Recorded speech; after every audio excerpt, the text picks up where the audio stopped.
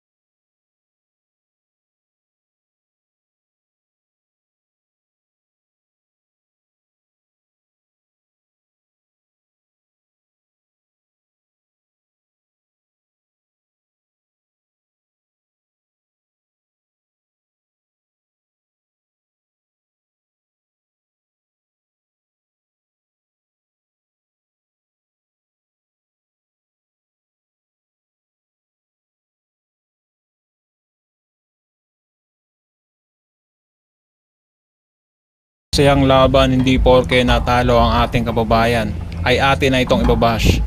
Panoorin natin ng mabuti ang laban kung gaano ba ipinakita ng ating pambato ang kanyang galing at kanyang buong tapang na hinarap ang pambato ng Russia kahit na siya ay dayo lamang. Ngunit sa huli, mayroon talagang nagwawagi at may natatalo.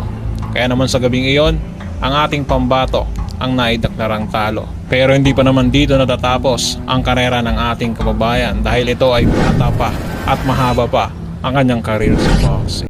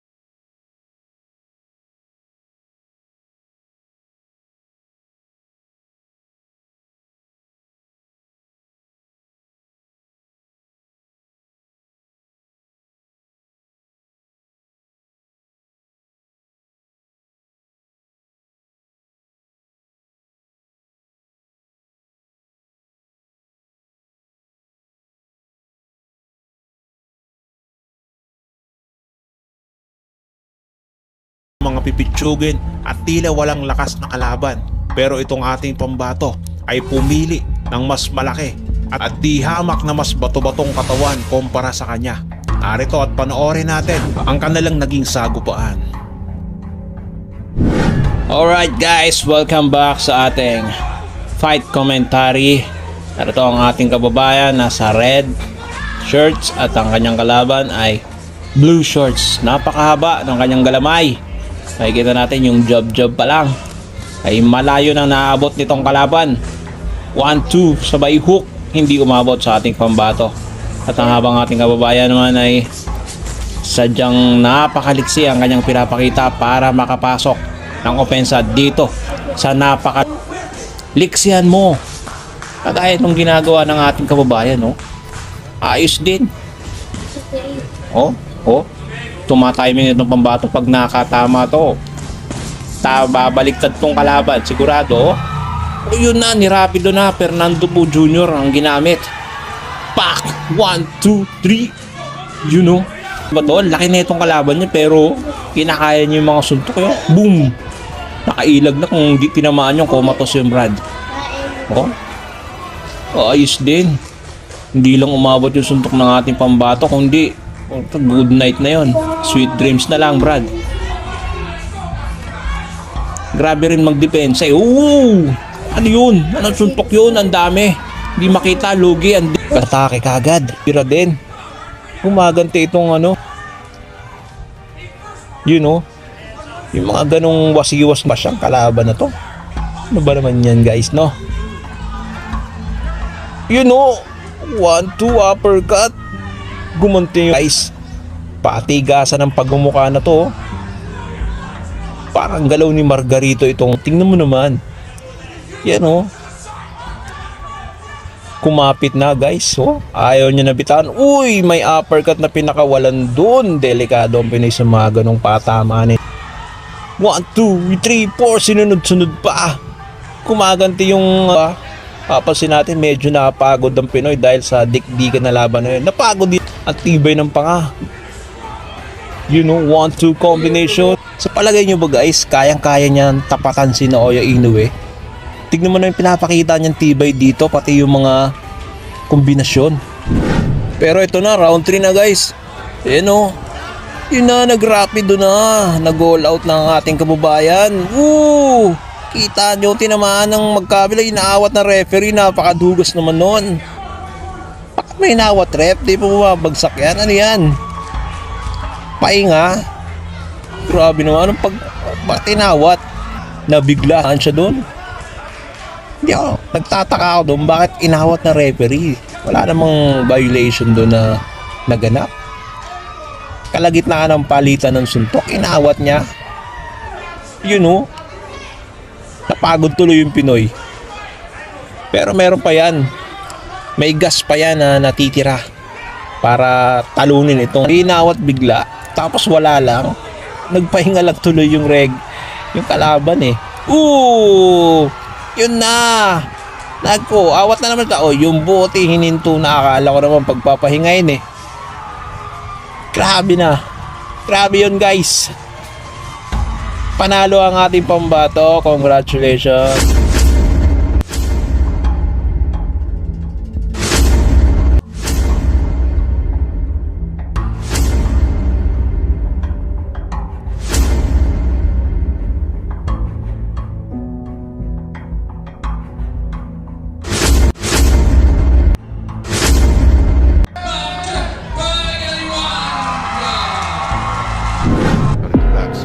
I did expect him to get up and keep pressing forward and make.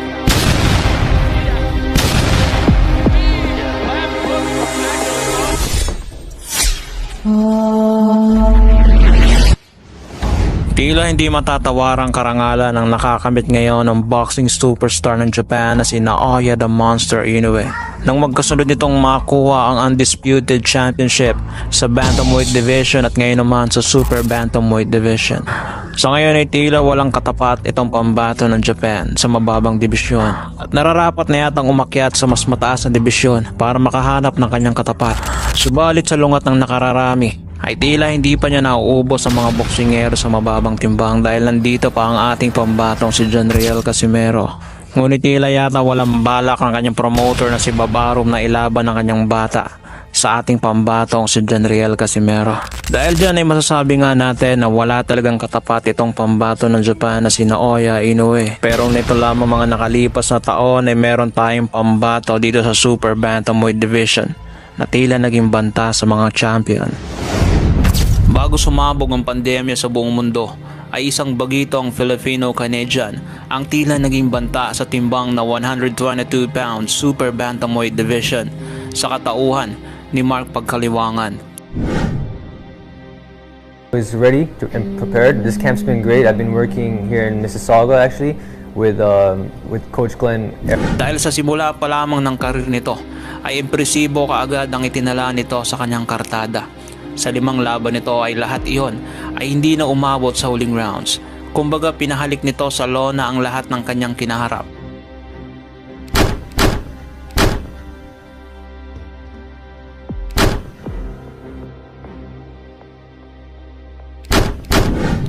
At nagpatuloy sa kanyang mga panalo hanggang 2015 nang pabagsakin nito ang pambato ng Hungary na si Robert Canales sa loob lamang ng 4 na rounds. Ngunit pagkatapos noon ay halos 2 taon itong hindi sumampa sa ibabaw ng lona sa di malamang dahilan. Kaya naman sa kanyang pagbabalik taong 2017 ay tila ramdam nito ang kanyang kalawang sa katawan. Kaya naman kinuha nito ang coach na legendary trainer ng ating pambansang kamao na si Coach Freddie Roach para tulungan muling manumbalik ang bagsik ng kanyang kamao.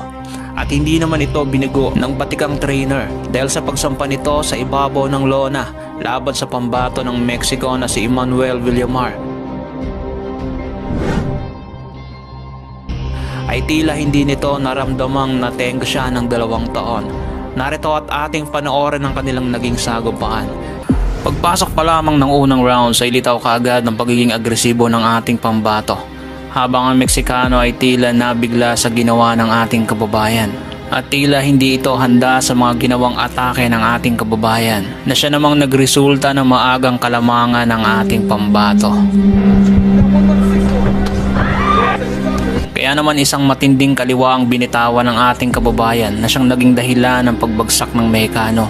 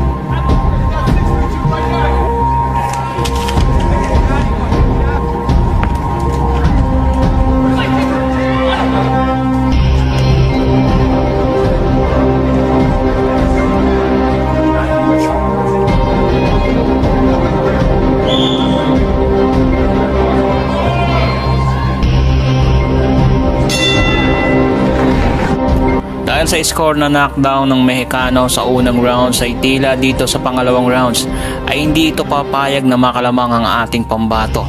Dito ay nagpakita ng pagiging agresibo ang Meksikano at pressure ang ating kababayan na siya namang tila nagkaroon ng problema ang ating pambato. Bahagyang nakapagpatama ng mga ilan-ilang power punches itong Meksikano dahil na rin sa pag-adjust na kanyang ginawa.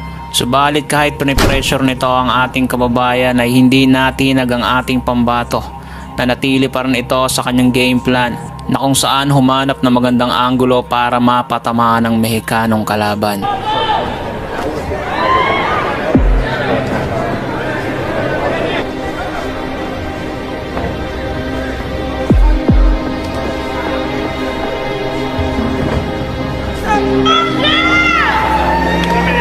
Two.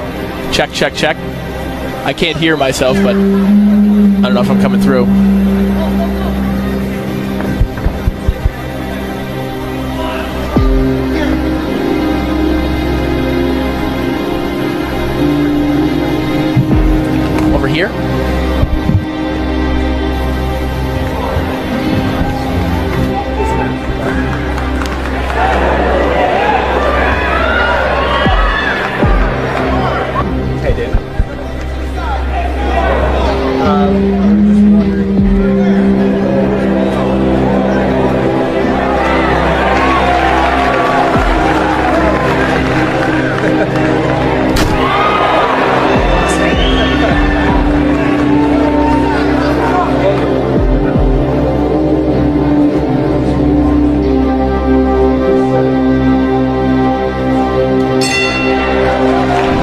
Dito sa sumunod na rounds ay nagpakita ng pag-iingat ng ating kababayan dahil sa ginagawang pag-atake ng Mexicano. Isang panibagong estratehiya ang ginawa ng ating kababayan dito dahil nag-aabang na lamang siya ng counter punches na siyang ipapatama para mapabagsak ang kalabang Meksikano. Gigil naman na makaganti itong pambato ng Mexico sa ating pambato. Kaya naman tila nawawala na sa tiyempo ang magalaw nito na siya namang delikado para sa kanya.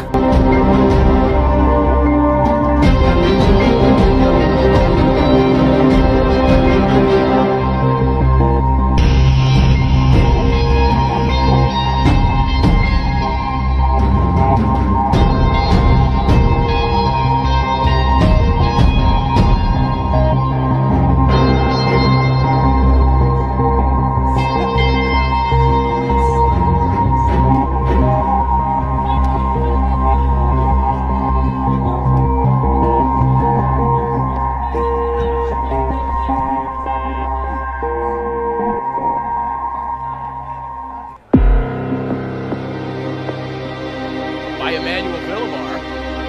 Might have been a balance issue there, Eric, but definitely the best shot of the fight. Villamar was far on back to the ball.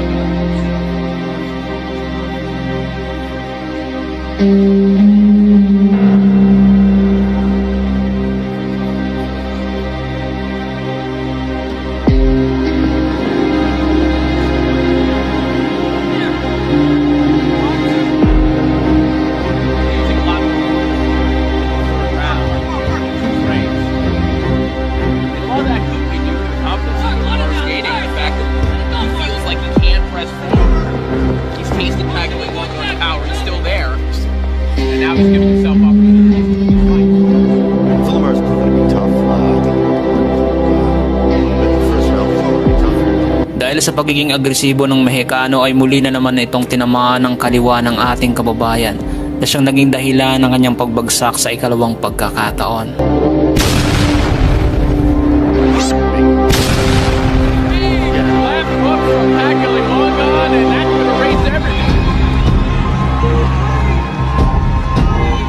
Muli pa naman itong nakabangon ngunit bumagsak ulit ito sa ikatlong pagkakataon. We'll see how much that's impacted another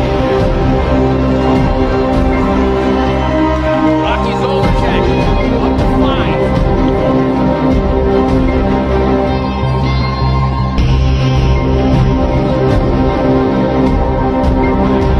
Races across the ring.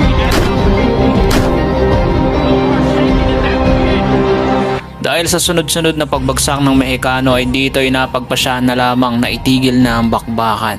Para na rin sa kaligtasan ng boksingero at maiwasan ang malalang injury na tatamuhin ito sa mga kamao ng ating pambato. But as you say, you get a couple rounds. You did have to weather a bit of a storm, but then you show you still have that knockout power. With that left hook lands. Which is ideal after a couple of years of victory. Sa pagkapanalo ng ating kababayan ay napanatili nito ang kanyang pagiging undefeated at tinalo niya ang Meksikano sa pamamagitan ng knockouts. At dito ay tinuring ang ating pambato na isa sa mga banta sa mga champion sa Super Bantamweight Division. Referee Rocky Zolacek stops the contest. Villamar in no position to continue. Therefore your winner and still undefeated from London, Ontario, Mark Palaewanga.